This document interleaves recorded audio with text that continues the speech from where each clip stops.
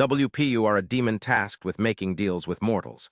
They assume the job of such demons is to ensure the soul of anyone you make trades with ends up in hell. But in reality, it's just the opposite. Final attempt by the higher powers to have the worst of the worst reform. It was a simple demand. In any bargain with a cultist, a weirdo, or anyone, I would always demand the soul of the bargainer. A non-negotiable demand. And after I owned it, there would be bargains and pleading aplenty to relinquish their soul. Did this make a lot of sense, if one assumed that a nether fiend would simply wish to torment their prize, and the morality actions of such a petitioner made it inevitable that they'd go straight down when all was done?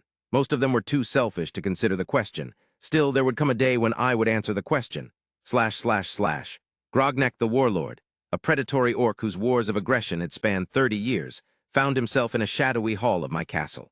Anodai, he greeted me. I have come at last. 1,300 I have slain for your blessings and glory, 26 virgins defiled, and now my bloodline will dominate the lands of Oggadana. Grognak, I looked him in his eyes, a downward stare from my 12-foot height. I am not here to accept you as a champion. I am a master of guilt, doubt, fear, and I will strike a gray darkness upon those who dare defy you. You do not understand. You still do not understand.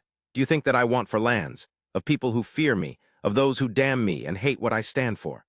Or do you now understand that this facade is not to make my champions monsters in every sense but to drive those who would consider such means against those cause? You rewarded my every success, gave benedictions with each conquest. No, Grognak, I rewarded you for following through on very specific rituals. Rituals that motivated the so-called unruly mob and others to reject your excesses. I told you directly that I will never give you a single boon for violating someone weaker than yourself. You did not do these things in service to me, but now I can do something about it. Do something about it? At last, the orc warlord started to show something appropriate to the situation he was in.